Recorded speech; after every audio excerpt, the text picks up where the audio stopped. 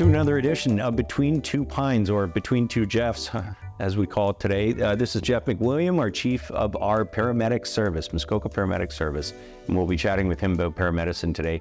Tons going on in the district, but an issue that is on a lot of people's minds, of course, is healthcare with our hospitals redeveloping.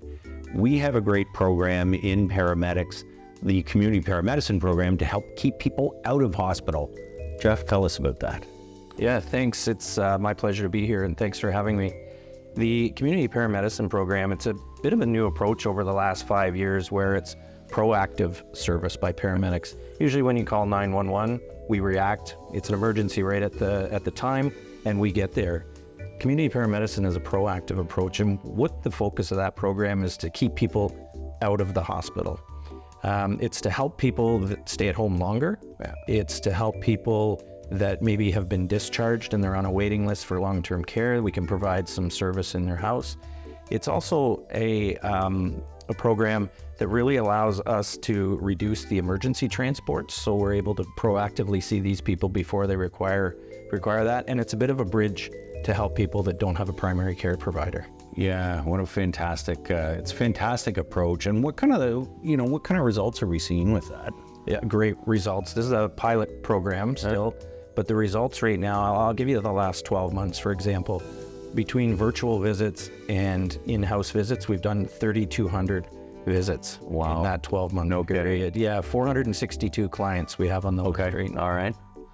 That's incredible. And we are helping these people stay out of hospital. These are by and large people who are able to manage at home with some help, right? And they're getting some help from us, so they have chronic conditions or those sorts of things? Yeah, exactly. And there's two ways to monitor them. We have what's called a remote care monitoring system, and that's something that allows the folks at home to take their own vital signs, and that's monitored right into our workstations, so we're able to see them on an hourly basis.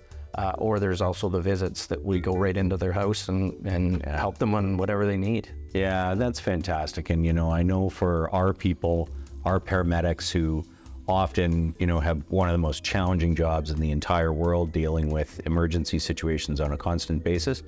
One of the nice things here is it allows you to build a relationship with someone, right? A patient relationship, because you're seeing them on an appointment basis and on multiple occasions over time.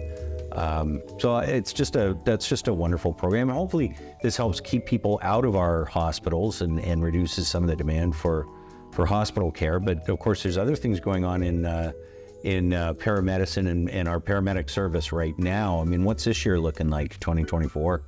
Busy so far. Yeah, just over the calendar 2024, and we've just finished sort of our busy season in the summer months. We're up 7% on emergency calls. Are up. Yeah, for sure.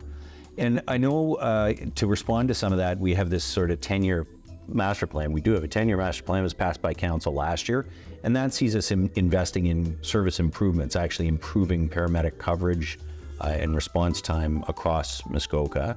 And some of that's going on in West Muskoka right now. So what's going on over in Georgian Bay? Yeah, awesome. Georgian Bay, we're in the final sort of quarter of getting the station together in Port Carling, Glen Orchard area, which is a great facility. It's really going to anchor deployment over in that area. And we're also looking at expanding some services in the Georgian Bay area with a PRU. So a PRU is a Paramedic Response Unit. Typically staffs one paramedic on there, and it's zoned, so it kind of stays in that area and it's able to respond to emergencies pretty promptly. Okay, and that's helpful as well, because I know the transport ambulances, the full ambulances, sometimes can get pulled out of zone, right? We need them to take someone to hospital. In some cases that can be well outside Muskoka, or they need to go somewhere else, whereas that PRU can stay on scene, provide faster response. Yeah, that's great news. Yeah, and the transport ambulance that is currently in the MacTier area, it will be deployed to southern Georgian Bay, where there's a bit of a need for a resource down in there. So that's presumably most of our calls. Yes. Yeah, absolutely. Yeah. Well, that's great. Listen, thanks for joining me on Between Two Pines. Hopefully you learned a little bit about our paramedic service and what's going on right now. A lot happened in the last few weeks here at the District of Muskoka. We had the biggest provincial funding announcement in history towards our infrastructure, the largest infrastructure investment in Muskoka history. That's $51 million going into wastewater treatment in Huntsville to support growth and protect our environment. Lots of opportunities to have your say on solid waste. I know that's a service a lot of people have interest in. So tell us what you want to see in your garbage service through Engage Muskoka, and also training opportunities for small employers in Muskoka, the district, trying to help our small businesses in here. So learn about more.